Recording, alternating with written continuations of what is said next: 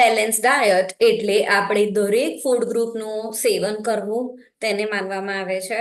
આપણા શરીરમાં દરેક ખોરાક અલગ અલગ ન્યુટ્રિશન આપે છે, એટલે એનું બેલેન્સ ફોર્મમાં દરેક ફૂડ ગ્રુપનું સેવન કરવું એને કહેવાય છે બેલેન્સ ડાયટ.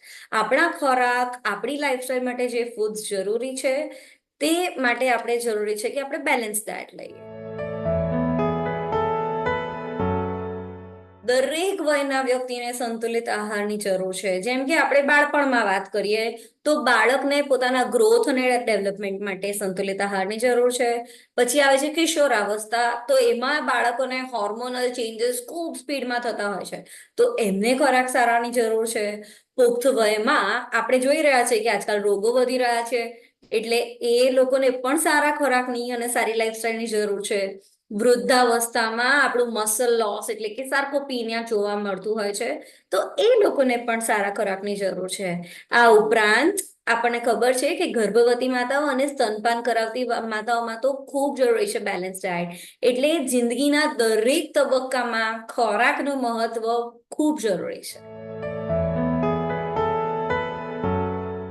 સંતુલિત આહાર પ્રાપ્ત કરવા માટે આપણે એક જ વસ્તુનું ધ્યાન રાખવું જોઈએ કે આપણા જે એન્સેસ્ટર્સ ખોરાક લઈ રહ્યા હતા, જે આપણને નેચર આપી રહ્યું છે, તે ફૂડ્સ આપણે લઈશું તો આપણે ઓટોમેટિકલી સારો ખોરાક લઈશું. જેમ કે કાર્બોહાઈડ્રેટ, પ્રોટીન, ફેટ આપણે શાકભાજી અને પાણીને જરૂર બેલેન્સ ડાયટમાં ઇન્ક્લુડ કરવા જોઈએ.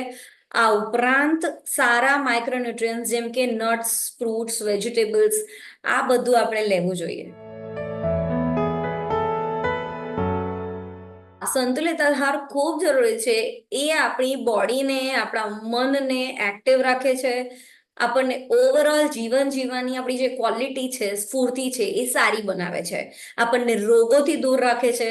અને અત્યારના જમાના પ્રમાણે જે ડાયાબિટીસ, ઓબેસિટી, હાર્ટના રોગો વધી રહ્યા છે, તેને ટાળવા માટે બેલેન્સ ડાયટ અને સારી લાઈફસ્ટાઈલ હોવું ખૂબ ઇમ્પોર્ટન્ટ છે.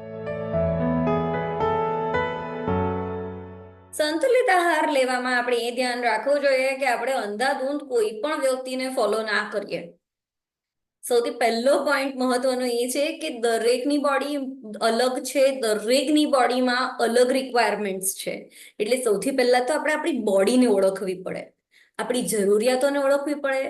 આપણે આપણા જ કલ્ચરનો ખોરાક લેવો જોઈએ, ના કે કોઈ રેન્ડમલી આપણને આવીને વેસ્ટર્ન ડાયટ ફોલો કરાવી રહ્યું છે, કાં તો કોઈને ફળી ગયો છે એ ડાયટ આપણને ફોલો કરાવી રહ્યું છે, કાં તો ક્લિનિકલી પ્રૂવન ન હોય એવા સપ્લિમેન્ટ્સ આપણને આપી રહ્યું છે.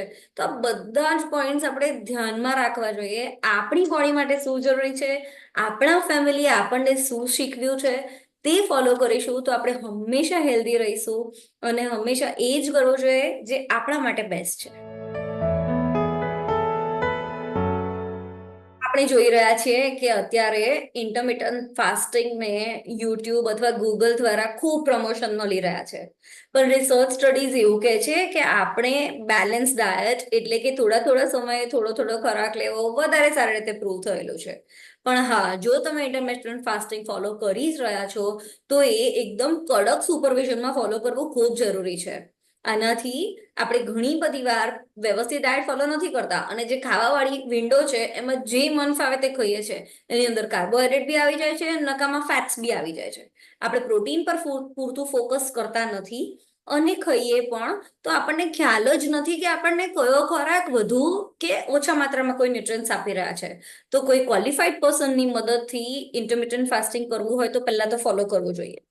અમુક વાર અગર આપણે જોવા જઈએ તો આપણે દરેક ધર્મમાં આપણને ઉપવાસનું પ્રેક્ટિસ પાડવામાં આવે છે, પણ એ આવી રીતે ડેલી બેઝિસ નથી હોતા. આપણા ઉપવાસ જે હોય છે એ ઘણા થોટફુલ હોય છે કે અમુક અમુક દિવસના ગેપ્સમાં કરવામાં આવે છે. જો એવું કરીએ તો એ આપણા બોડી માટે બહુ જ જરૂરી હોય છે.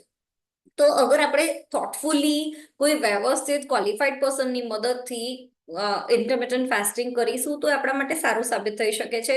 અને ના કરીએ તો એ આપણા માટે એટલું જ ખરાબ અને એડવર્સ સર્કમસ્ટાન્સીસમાં આપણને મૂકી શકે એવું બની શકે છે.